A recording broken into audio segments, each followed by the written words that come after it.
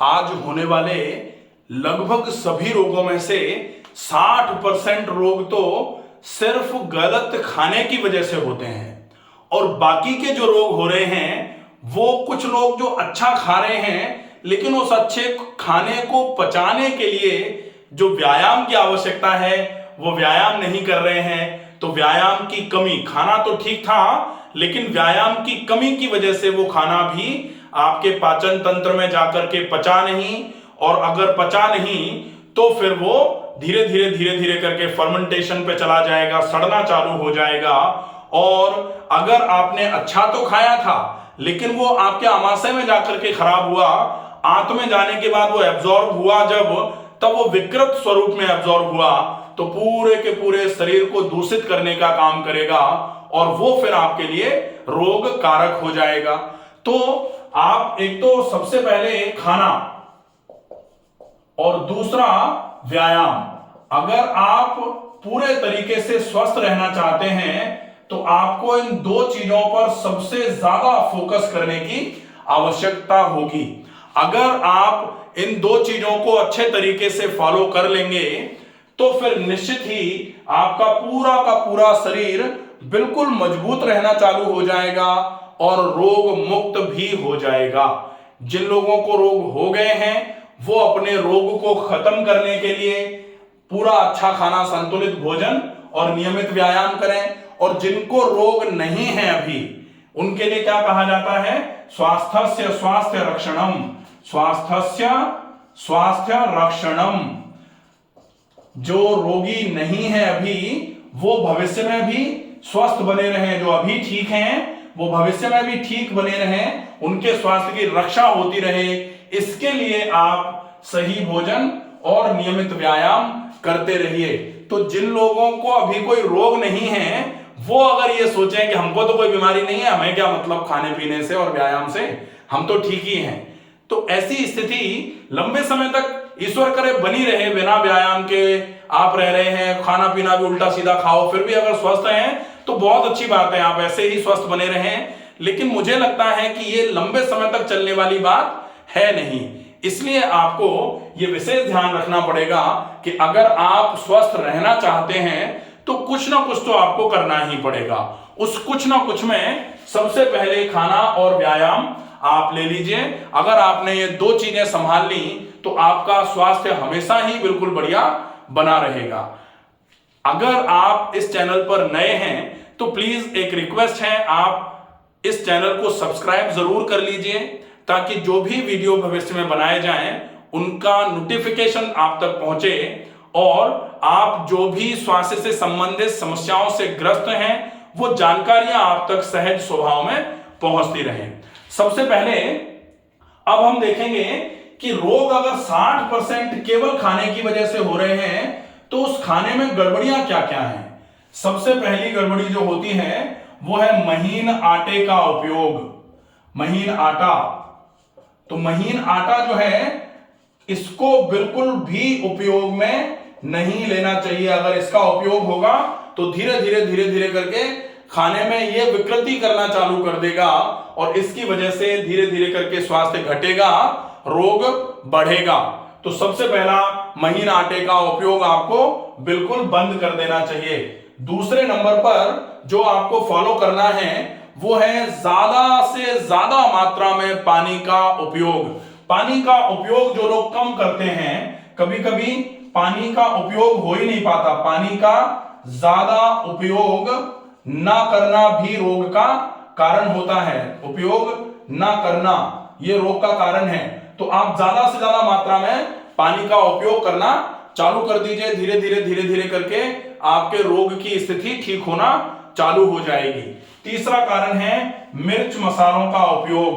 अगर बहुत सारे मिर्च मसाले उपयोग में लिए जा रहे हैं तो मिर्च मसालों का ज्यादा उपयोग, भाई आप थोड़ा कम मात्रा में उपयोग में ले लें, लेकिन अगर ज्यादा मात्रा में आप अगर मिर्च मसालों का उपयोग करेंगे तो निश्चित ही धीरे धीरे करके आपकी समस्या बढ़ना चालू हो जाएगी। चौथा है बहुत ज्यादा बाहर का खाना। बाहर का खाना, बाहर मतलब जब भी आप जा रहे हैं कहीं तो आप बाहर जाकर के खाना खा रहे हैं। अब बाहर का खाना या तो आप पैक्ड फूड खा रहे हैं और या फिर आप ओवर प्रोसेस्ड फूड खा रहे हैं। दोनों ही चीजें आपके लिए बहुत ज्यादा स्वास्थ्यवर्धक तो नहीं, स्वास्थ्यवर्धक क्या मतलब स्वास्थ्य नाशक ही हैं ये तो ऐसा तो ये मान ही लीजिए कि ये आपके लिए हितकर तो नहीं है। तो आप कोशिश करिए बाहर ज्यादा ना खाना पड़े।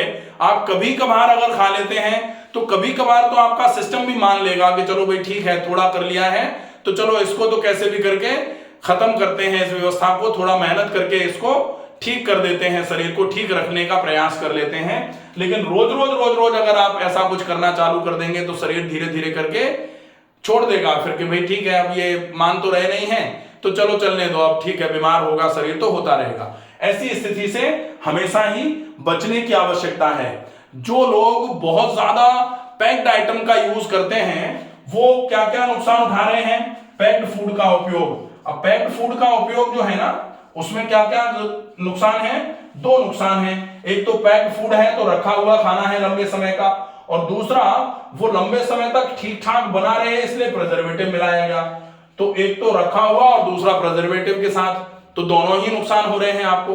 तो अगर आप इसका उपयोग ज्यादा कर रहे हैं डेफिनेटली ये भी आपके लिए बहुत ज्यादा नुकसानदायक, बहुत खराब माना जाएगा।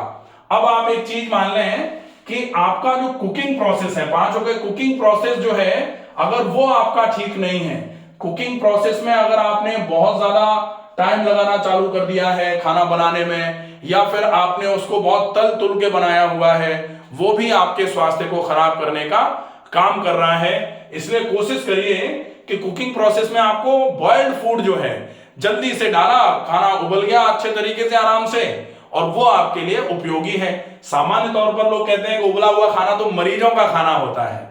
उबला हुआ खाना मरीजों का खाना नहीं होता है। उबला हुआ खाना मरीज को स्वस्थ बनाने वाला खाना होता है। तो जो मरीज को स्वस्थ बना सकता है वो स्वस्थ को तो कितना स्वस्थ रख सकता है, ये तो सब समझदार है, समझ में आता ही होगा। तो कोशिश करनी है कि भाई कभी कभी अगर आपका मन कर रहा है, हालांकि मन तो ऐसा है कि मन के बहकावे में ना, वो एक सुना है ना सीरियल्स में एक गाना चलता है, मन के बहकावे में ना, मन तो हमेशा ही गड़बड़ कराने का काम करता है। इसलिए कोशिश ये करी जाए कि बहुत ज्यादा नहीं लेकिन कभी कभार अगर आपका मन कुछ कर रहा है कुछ खाने का अच्छा सा, तो अच्छा सा जिसको आप कहते हैं वो आपके अच्छे स्वास्थ्य को खराब करने का काम करता है। ये कई लोगों पर देखा हुआ, आजमाया हुआ और कई लोगों से सुना हुआ ये वाक्य है कि जो हमारे मन को अच्छा लगता है बहुत जरूरी नहीं है कि हमारे स्वास्थ्य के लिए वो बहुत अच्छा हो। कभी कभी ऐसा हो जाता है कि हमको तो लौकी की सब्जी बहुत अच्छी लगती है, उसको अगर हम मन से खा रहे हैं तो निश्चित ही वो फिर आपके लिए बहुत ही अच्छी है। लेकिन सामान्य तौर पर ऐसा देखा नहीं जाता कि अच्छा लगने की जब भी बात आती है बात वही आएगी छोले भटूरे, बात वही आएगी पनीर और पूड़ी, या फिर आपको चावल और राजमा। ये जो चीजें हैं ये सारी की सारी अच्छी लगने वाली हैं लेकिन ये बहुत गरिष्ठ होती हैं, और गरिष्ठ हैं तो आप कब खा सकते हैं इनको, खाने की मनाही नहीं है, लेकिन अगर आप खाना चाह रहे हो तो फिर इसको पचाने की व्यवस्था भी तो करनी पड़ेगी ना। पचाने के लिए एक चीज बोली जाती है कि जो लोग नित्य व्यायाम करते हैं वो तो विरुद्ध आहार भी अगर लें तो उनके लिए विरुद्ध आहार जहर के जैसा काम नहीं करता है। नहीं तो क्या होता है, विरुद्धमपि चाहारम विद्यात् विष गरोपमम।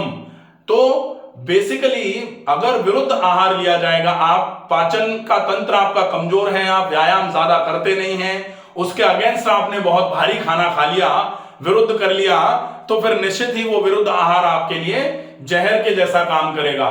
लेकिन जहर के जैसा काम नहीं करे अगर विरुद्ध आहार, तो आपको क्या करना पड़ेगा, तो फिर आपको ज्यादा से ज्यादा व्यायाम करना पड़ेगा, और वो भी एक दिन दो दिन नहीं।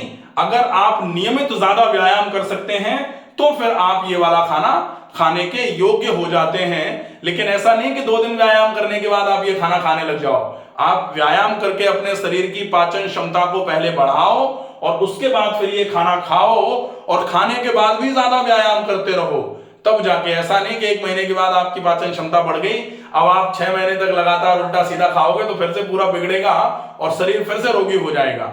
तो इसलिए बहुत आवश्यक है कि आपके कुकिंग प्रोसेस को भी आप सुधारने का काम करिए।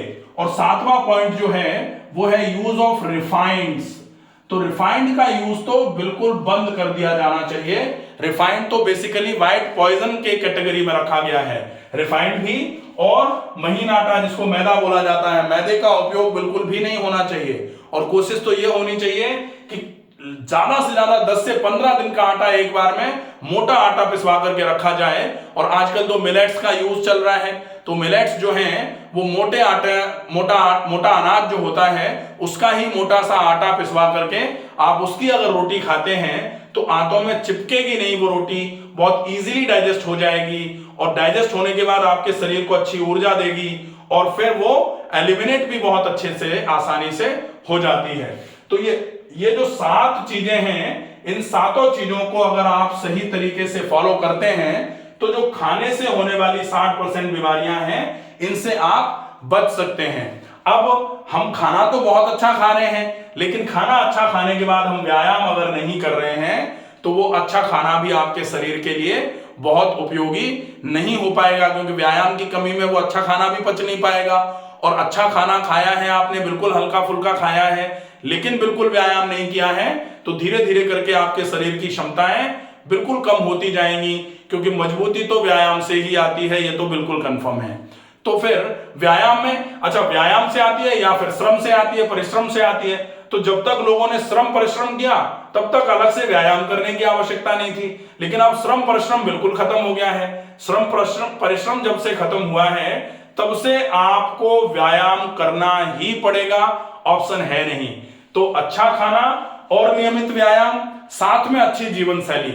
अच्छी जीवन शैली का मतलब सही समय पर खाना, ज्यादा पानी का उपयोग करना, खाने के तरीके का सही तरीके से उपयोग करना, पानी को आराम आराम से तसल्ली से पीना, पूरे दिन में ज्यादा मात्रा में पानी पीना, सोना जागना आपका बिल्कुल ठीक जब रहेगा तब फिर ये समस्या आपकी पूरे तरीके से, जो रोग हो रहे हैं उनसे आप मुक्त हो जाएंगे। आपका स्वास्थ्य जो है वो धीरे धीरे करके सुधरना चालू हो जाएगा। आपका शरीर रोग मुक्त आरोग्य को प्राप्त करेगा। ज्यादा से ज्यादा इस वीडियो को शेयर करें ताकि ज्यादा से ज्यादा ये जानकारी जो है कि रोग इसकी वजह से हो रहे हैं, तो इसकी वजह से अगर रोग हो रहे हैं तो इन वजहों को खत्म करेंगे तो जाके रोग खत्म हो पाएंगे। स्वस्थ रहिए, सुरक्षित रहिए, धन्यवाद।